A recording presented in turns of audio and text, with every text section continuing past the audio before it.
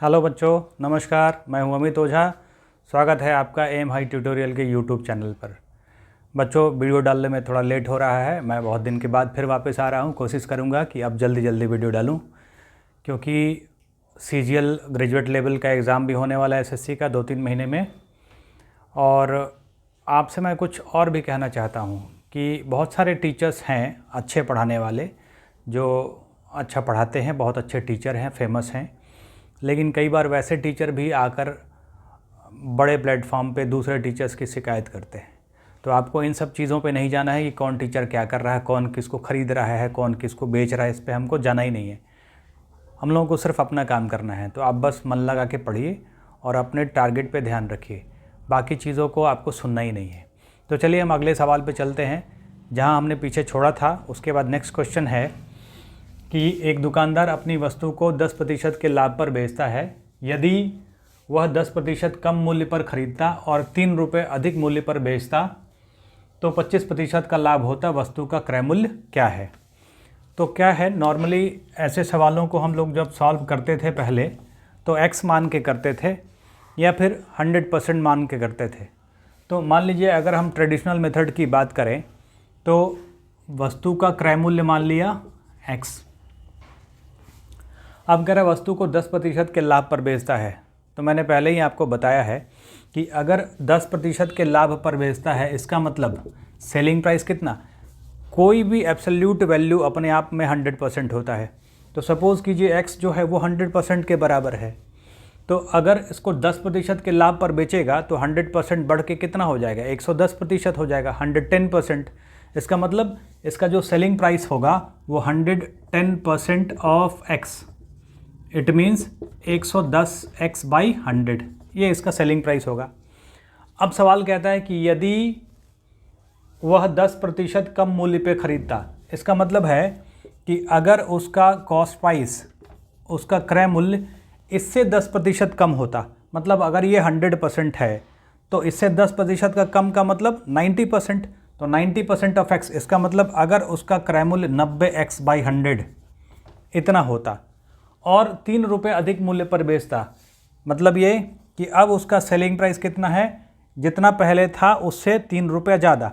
तो पहले था 110x/100, अब इससे 3 रुपये ज़्यादा है तो 3 रुपये ज़्यादा लिख दीजिए। तो कह रहा कि अगर 10% कम मूल्य पे खरीदता, 3 रुपये अधिक मूल्य पर बेचता तो उसे 25% का लाभ होता। किस पर? नए सीपी पर लाभ होता 25% का। मतलब अब क्या होता है कि selling price 110x/100 plus 3 rupees is equal to कितना, इस पे 25% का लाभ होना है। इसका मतलब 90x/100 इंटू 125/100। क्लियर है? अब आपको कुछ नहीं करना है, इसको सॉल्व करना है। सॉल्व करके x का वैल्यू फाइंड आउट कर लीजिए, निकल जाएगा आंसर कि कितना होगा कॉस्ट प्राइस। लेकिन इस पे अगर हम लोग निकालेंगे तो थोड़ा लंबा खींचता है x मान के नॉर्मली। तो हम क्या करेंगे कि हम जो मेथड यूज़ करेंगे उसमें x मानेंगे ही नहीं। x नहीं मान के हम लोग दूसरे तरीके से मनाएंगे। जैसे अब सपोज़ कीजिए कि हम x नहीं मानते, तो हम x नहीं मानेंगे, फिर हम क्या मानेंगे, हम मानते हैं कि CP 100% है।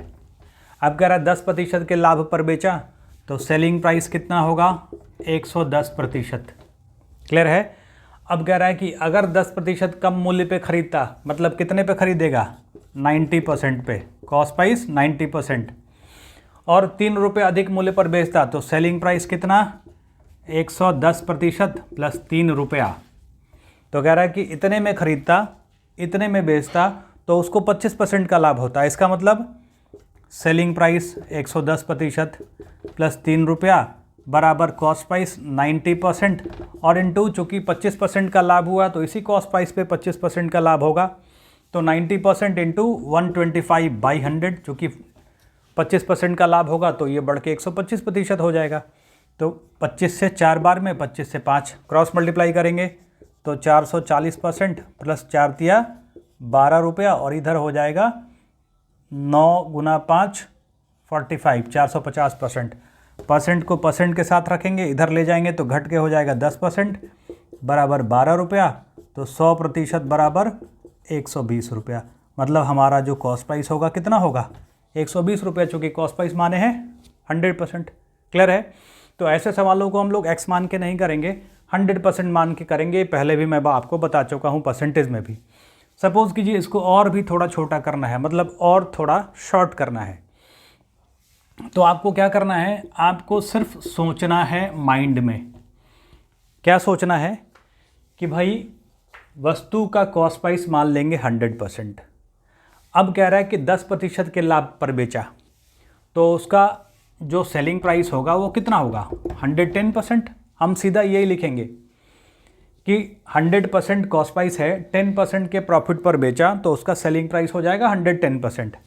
अब कह रहा है कि यदि वह 10% कम मूल्य पे खरीदता, 10% कम मूल्य पे खरीद रहा है, मतलब 100% था, 10% कम मूल्य पे खरीदेगा तो कितना होगा, 90%। ये सब आपको कैलकुलेट करना है अपने माइंड में, इसको आपको पेन पे, कॉपी पेन पे लिखने की ज़रूरत नहीं है।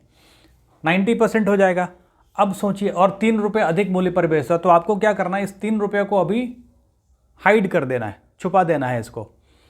10% का कमी किया है कॉस्ट प्राइस पर और 3 रुपया बढ़ाया है सेलिंग प्राइस पर, तो उसको 25% का लाभ हुआ है। तो क्या करना है, किस पे लाभ होगा 25% का, 90% पे।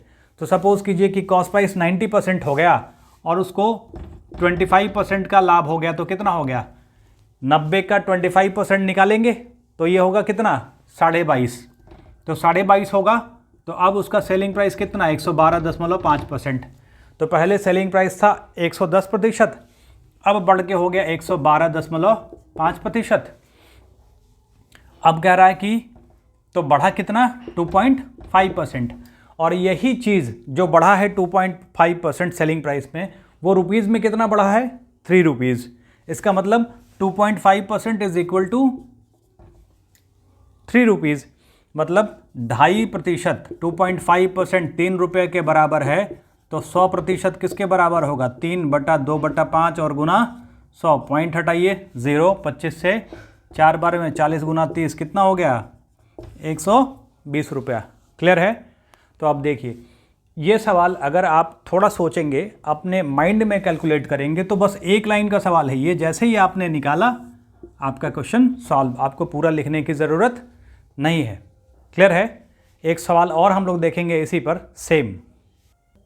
अगला सवाल कहता है कि एक दुकानदार अपनी वस्तु को 10% लाभ पर बेचता है। यदि वह 20% कम मूल्य पर खरीदता और 10 रुपये अधिक मूल्य पर बेचता, तो 40% का लाभ होता। वस्तु का क्रय मूल्य क्या है। तो जैसा हमने पिछले क्वेश्चन में देखा कि हम लोग को सिर्फ सोचना है क्या, कि एक दुकानदार अपनी वस्तु को 10% के लाभ पर बेचा। मैंने कहा कॉस्ट प्राइस मान लीजिए 100%। तो अगर आपने कॉस्ट प्राइस को 100% मान लिया, तो आपका सेलिंग प्राइस कितना हो जाएगा, 110%, क्योंकि 110% के लाभ पर बेचा है। अब कह रहा है यदि 20% कम मूल्य पे खरीदता, तो 20% कम मूल्य पे खरीदेगा, तो पहले खरीदा था 100% पे, अब खरीदेगा 80% पे। सपोज़ कीजिए 80% पे खरीदा और 10 रुपये अधिक मूल्य पर बेचता, तो उसे 40% का लाभ होता। मतलब अगर 80% पे खरीदा है तो 40% का लाभ हुआ है। तो 80% का 40% निकाल दीजिए, कितना होगा, 32, 32। तो इसमें जोड़ दीजिएगा, तो अब सेलिंग प्राइस कितना हो जाएगा, 112%। दोनों के बीच गैप कितना, 2% का। और यही 2% का गैप, 2% का गैप रुपीज़ में कितना है, 10 रुपीज़। इट मीन्स कि 2% किसके बराबर, 10 रुपये के बराबर। तो 100% किसके बराबर, 10/2 और गुना 100, 5, कितना हो गया, 500 रुपया। इसका मतलब वस्तु का कॉस्ट प्राइस कितना होगा, 500। क्लियर है। सिंपल है। आपको ऐसे सवालों में सिर्फ सोचना है, आधा से ज़्यादा चीज़ माइंड में कैलकुलेट करना है। बार बार प्रैक्टिस करेंगे तो अपने आप आ जाएगा। जैसे ही हमारा ये लाइन लिख गया, हमारा सवाल सॉल्व होगा। और यही लाइन सीधा लिख लेंगे हम। ये हमको ये करने की ज़रूरत नहीं है। जब 2-4 बार आप प्रैक्टिस कर लेंगे तो अपने आप सीधा सीधा आपके दिमाग में ये चीज़ आ जाएगा और आप इस लाइन पे पहुंच जाएंगे। यहाँ के बाद सॉल्व करना बहुत इजी है, 30 सेकेंड लगेगा आपको ये करने में।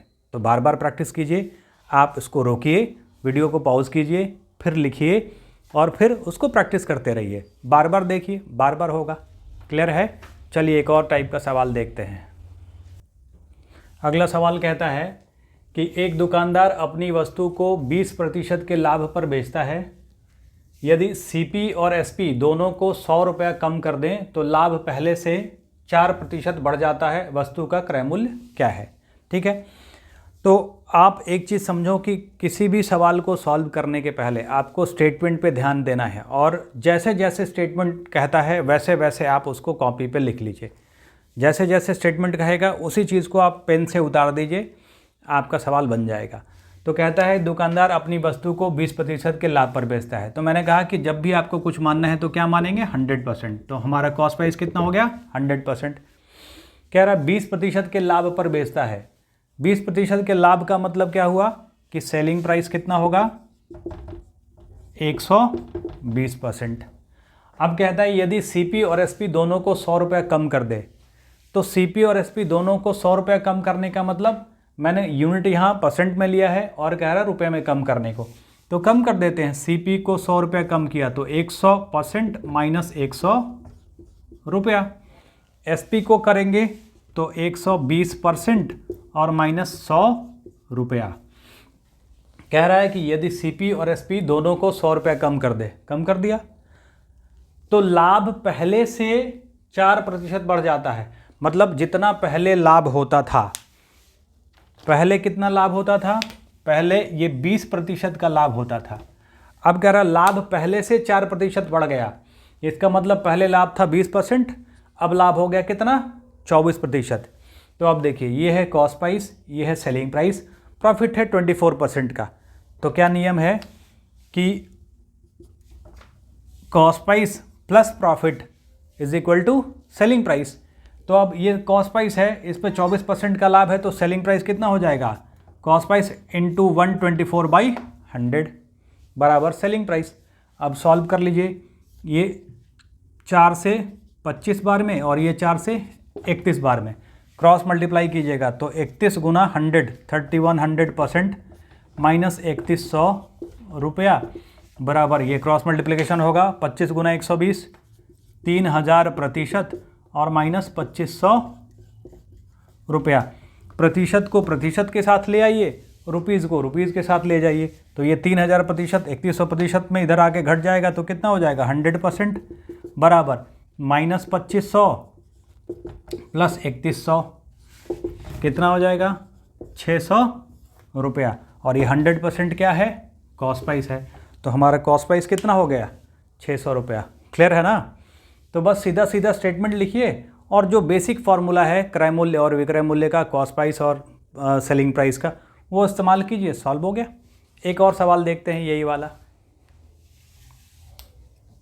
अगला सवाल कहता है कि एक दुकानदार अपनी वस्तु को 10% के लाभ पर बेचता है।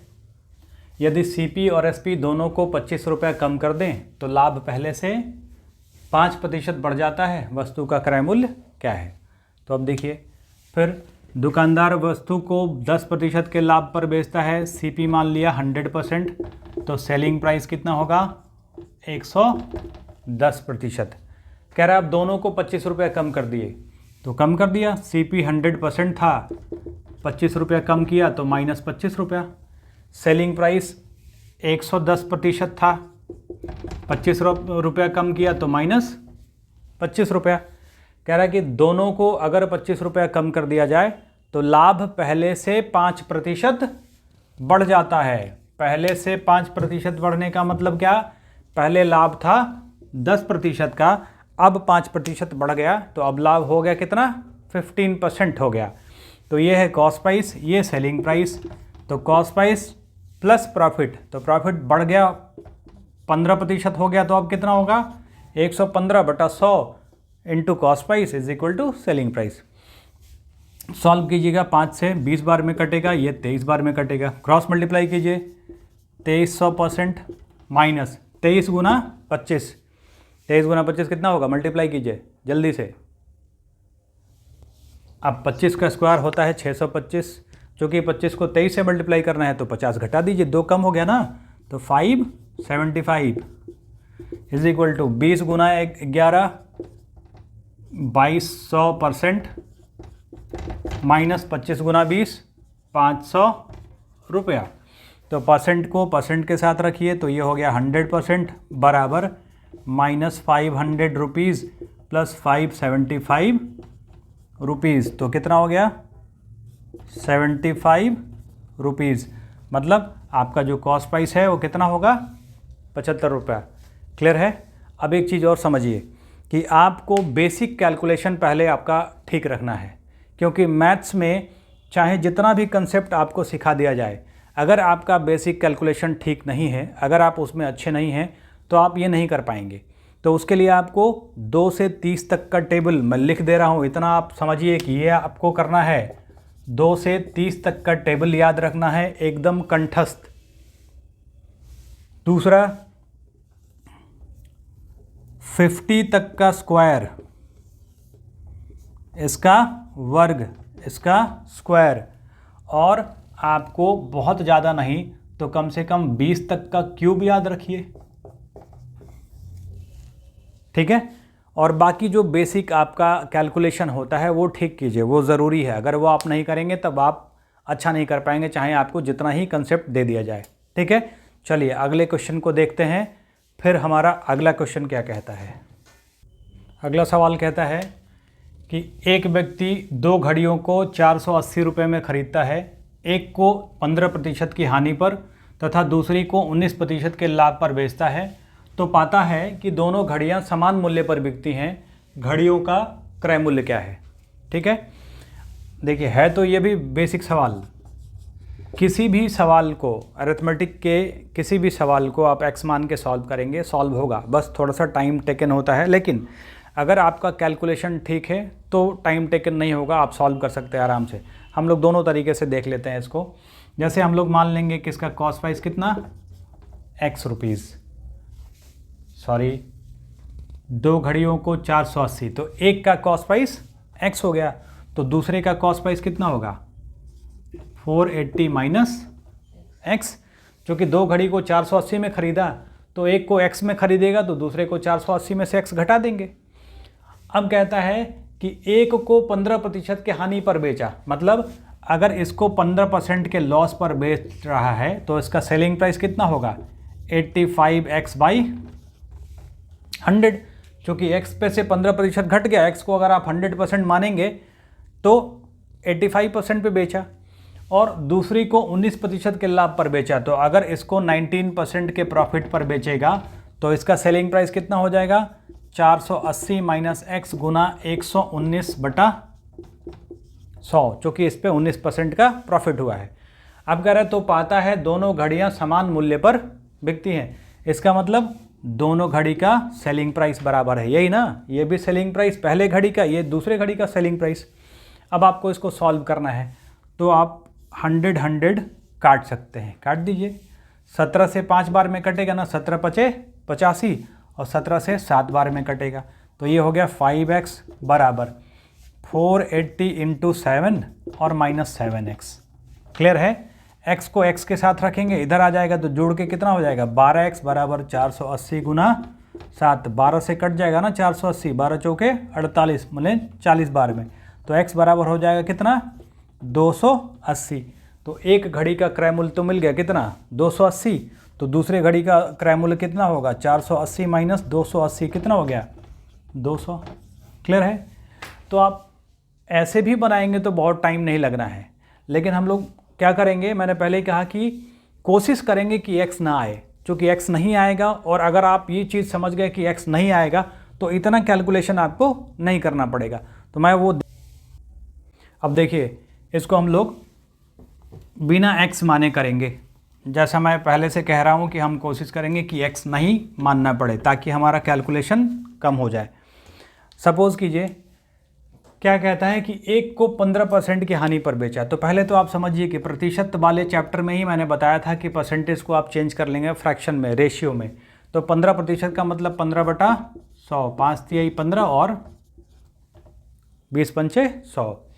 तो एक को 15% की हानि पर बेचा, मतलब अगर उसका क्रय मूल्य 20 रुपया है तो उस पर 3 रुपये का नुकसान हो गया, यही हो गया ना 15% के लॉस का मतलब। तो अगर 20 रुपये में ख़रीदा है तो बेचा कितने में है? 17 रुपये में। क्लियर है? कह रहा दूसरे को 19% के लाभ पर बेचा, तो अब 19% के लाभ का मतलब क्या हो गया? 19/100। मतलब अगर दूसरे को ख़रीदा 100 में तो बेचा कितना? 19 रुपये का लाभ हुआ, मतलब बेचा 119 में। समझिएगा आराम से इसको। अगर आप इसको समझ गए तो ये 2 लाइन का सवाल है। क्लियर है? अगर 15% की हानि हुई, फिर मैं बता रहा हूँ आपको, तो 15% का मतलब 15/100, 5 से कटाएंगे, 5 तिहाई 15 और 20 पंचे 100, 3/20। इट मीन्स कि अगर 20 में ख़रीदा तो उस पर 3 रुपये का नुकसान हो गया। तो 20 रुपये में ख़रीदा, 17 रुपये में बेचा। ये कॉस्ट प्राइस को डिनोट कर रहा है और ये सेलिंग प्राइस को डिनोट कर रहा है। दूसरे पे 19% का लाभ हुआ।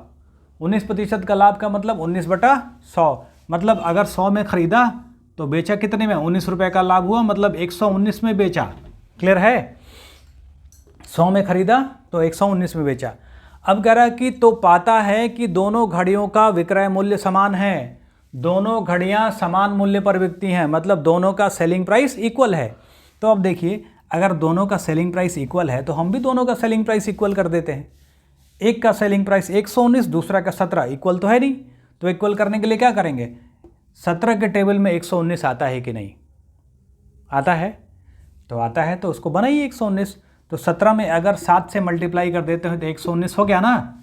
लेकिन चूंकि अगर हम लोग यहाँ इस वाले सेक्शन में 7 से मल्टीप्लाई यहाँ करेंगे तो यहाँ भी करना पड़ेगा ना, चूंकि ये एक रेशियो है, फ़र्क पड़ेगा। तो यहाँ भी 7 से करेंगे तो ये कितना हो गया? 140। मतलब अगर दोनों का सेलिंग प्राइस इक्वल है, उस कंडीशन में दोनों का कॉस्ट प्राइस, एक का 140, एक का 100, दोनों को मिलाएंगे तो कितना होगा? 240। लेकिन सवाल कहता है कि दोनों घड़ी 480 रुपये में ख़रीदी गई है। तो आपको क्या करना है कि इसका कॉस्ट प्राइस को 480 बनाना है। तो 480 बनाने के लिए सिंपल 140 + 100 240 हुआ, उसका 2 गुना करेंगे, 480 बन गया।